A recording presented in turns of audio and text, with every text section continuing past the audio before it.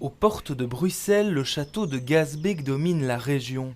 Après d'importantes rénovations, il rouvrira au 1er juillet. L'heure est donc au dernier détail.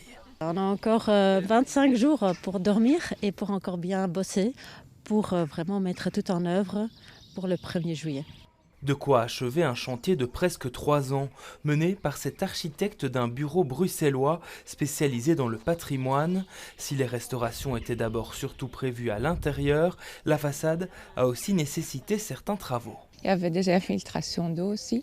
Et donc nous avons aussi restauré quelques éléments extérieurs comme les gouttières, les petites lucarnes et également la maçonnerie des tours du château.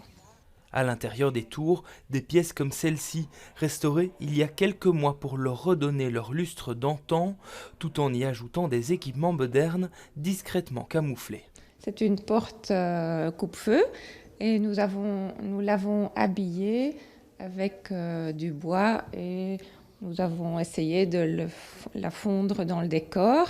Et la plateforme sur laquelle je suis posée est une plateforme qui se soulève avec les boutons ici pour les personnes en chaise roulante ou moins valides pour monter les quelques marches que nous n'avons pas pu enlever. D'autres salles, elles, ont nécessité moins de travaux.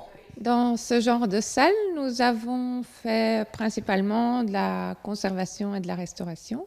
Donc, c'est-à-dire que pour les lambris peints, nous avons restauré tous les dégâts d'utilisation, disons, et aussi pour les plafonds qui sont magnifiques.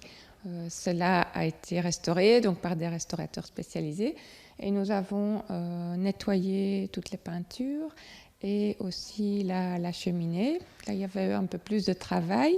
À côté, les tapisseries ont aussi été restaurées par une manufacture de Malines, tandis que les rénovations ont aussi permis d'élargir le parcours des visiteurs. Ici, ça c'est la salle de Carletto. Il a décédé ici, dans cette salle-là. Et donc oui, c'est pour la première fois que ce trésor est ouvert pour le public. Le chantier du château a coûté pour l'instant plus de 6,5 millions d'euros.